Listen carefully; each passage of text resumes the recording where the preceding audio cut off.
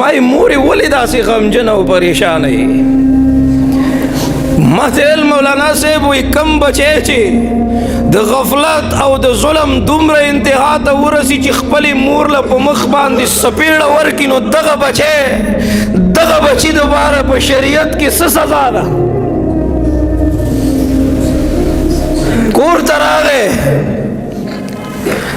شپې تېره کړله چې سار راووتو د خپلې کمرې نه اوس پته نه لګي چې ښځې ورته بېګا د شپې څه ویل.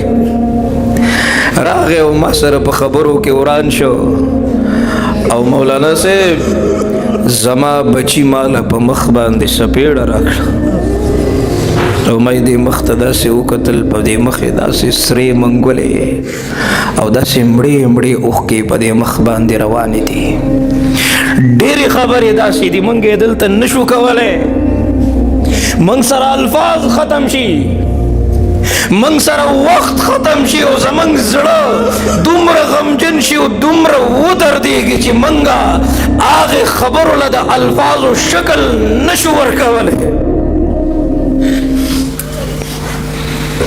دا مور چې جاړي د رحم فیصلې نه راځي،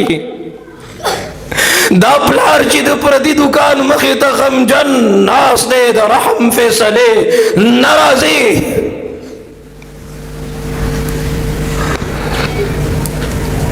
نن ضرورت دی که د چا شته قدر یې وښئ، د چا نشته دی وجاړئ خپل الله ته، او د چا چې شته دی نو سوال درته کوم دا عظیم الشان دولت تا ته په دې جهان باندې بیا نه میلاویږي.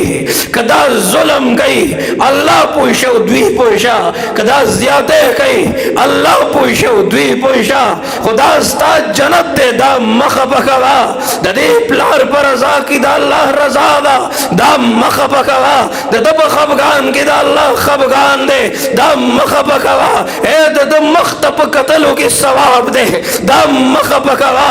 ستا د زندګۍ ریل هیرو هغه دا پلار دی، د ټولو نه لوی پیر چې د چا په لاس کې به ته لاس دی، د چا په خدمتونو کې تا دپاره کامیابي ده ستا پلار دی، ستا مشر دی، ستا بابا جان دی، ستا مور ده. د دې دواړو قدر احترام خدمت ادب په تا باندې لازم دی. زه بله ورځ په لار باندې روانم، باران ورېدو، یو بوډۍ ضعیفه دغې باران ته ټوله لمده په دغې خټو کې دغې یخنۍ ته ناسته ده، رچېږي لاسونه یې رپېږي. زه ورته ودرېدم، زړه کې مې درد پیدا شه. ما دې خپلو ملګرو ته ویل، ما وې دا د کم بدبخته انسان جنت دی چې دی د خپل جنت نه محرومه دی. وګوره د خپل جنت نه محرومه دی. دا بوډۍ بی دا خو ستا جنت دی که نه؟ دا مه خفه کوه. نن هم په دې ملک کې دننه اولډ پیپل ہومز جوړ شوي دي او په هغې کې بوډۍ مور ده، په هغې کې ټیټه ملا سپین ږیری یو بابا دی میډیا والا، هغه نه تپوس کوي وایي ته چا دلته راوستلې؟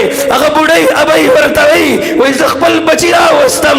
ما ته ویل چې بازار ته ځم او تاله لږه سودا اخلم او د هغې سودا نه بعد به راشم او بیا به ځو، دلته زما انتظار وکړه. ما ته وایي 2 کاله مې خپل بچي ته انتظار وکړو خو زما بچی واپس را نغی.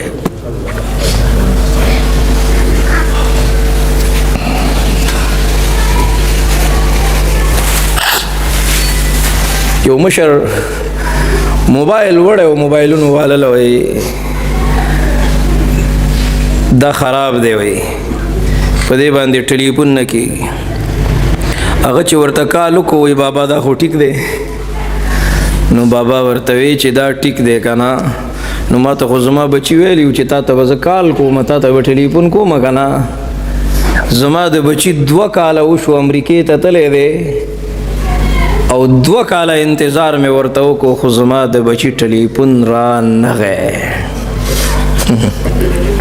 څومره بې وفا یو منګه. که دا زموږ د معاشرې علمیه ده نو موږ ناکام. د خبرې مې په دې موضوع ځکه وکړې چې نن ضرورت دی او نن چې تاسو راجمع شوي یئ نو ستاسو د دې مولانا صاحب محترم مور به د دې دنیا نه رخصت شوې ده. الله دې ده ته د زړه صبر ورکړي او الله دې د مور به مغفرت نصیب کړي. د ده نه خو لاړه مور که نه الله واغسته پیدا په دې دنیا دی. هر بشر جدا جدا منزل د ټولو یو دی خو سفر جدا جدا. خو تاسو ته د دردونو نه ډک یو نصیحت پرېږدم. د چا چې والدین شته دی که نه او څوک ترې خفه دي نو مور سره ضد نه کېږي. افسوس خبره دا د بغض دومره انتها ته رسېدلی. دا ایگو دا انانیت نه دی، دا د شیطان فعل دی. قرآن وی وَإِذْ قُلْنَا لِلْمَلَائِكَ اسْجُدُوا لِآدَمَ. کله چې هغه ملائکو ته وویل چې د آدم ته سجده وکړي نو اسجدوا لآدم، نو قرآن وی فسجدوا، ټولو سجده وکړه. دلته مختلف اعتراضونه ذکر دي، مقصد میں آغا اعتراضونه نه دي. مثال په تور زما په لاس کې دا کاغذ دی او دا کاغذ دی قاری صاحب ته ورکم چې قاری صاحب دا واله ستا شو، نو زما کاغذ دی او ما دی قاری صاحب له ورکو، نو ستاسو به کې څه کار شته؟ نو سجده د چا خاصه ده چې اوس الله فرشتو ته وی چې اسجدوا لآدم، نو دی کې د چا څه کار؟